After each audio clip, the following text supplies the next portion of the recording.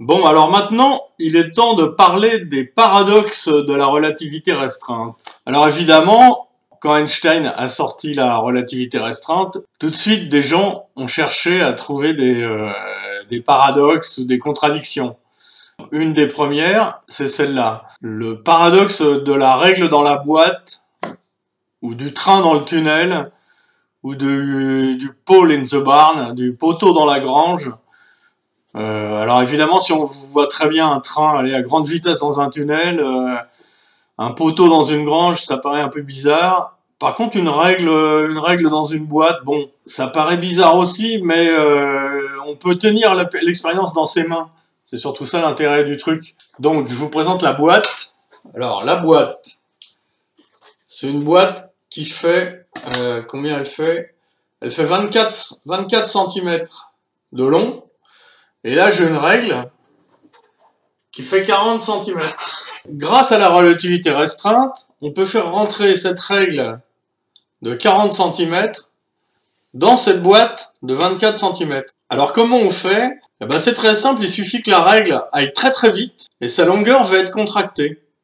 À ce moment-là, elle pourra rentrer dans la boîte. Si par exemple je la fais aller toujours avec notre fameux gamma égale 2, puisqu'on est toujours avec gamma égale 2, ce qui simplifie pas mal les calculs.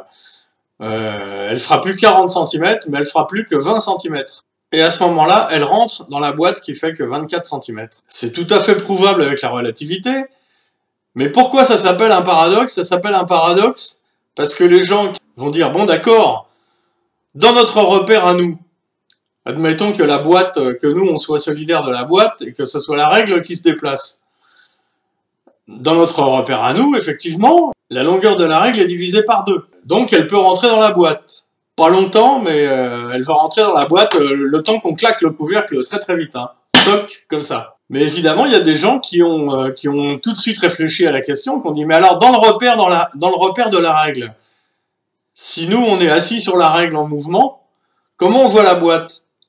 Eh ben la boîte, on voit ses longueurs divisées par 2, puisque on est dans la relativité, et en relativité, c'est relatif. Donc, l'observateur qui est sur la règle voit les longueurs de la boîte divisées par 2. Comment se peut-il que la règle puisse rentrer dans la boîte, dans notre repère, et que dans le repère de la règle, la boîte soit encore plus courte que maintenant? Elle est 2 fois plus courte. Ça paraît totalement impossible.